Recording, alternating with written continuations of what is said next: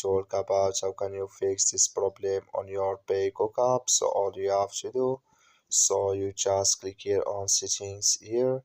So when you click on settings, it's going to take you to this list. It's going to show for you like this.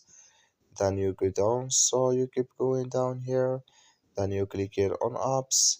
Then come to apps list here, and here you're looking for Peacock app, or just click here on search. Then here at Peacock, it's going to show for you like this. Click on it.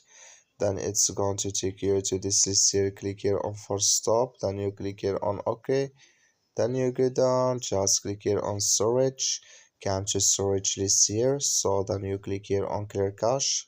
Then all you have to do, so you just go to your Play Store here. So you click here on Play Store.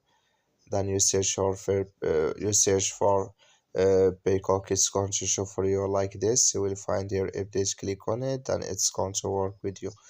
That's all you have to do. Thank you for watching. Don't forget to support us by like and subscribe.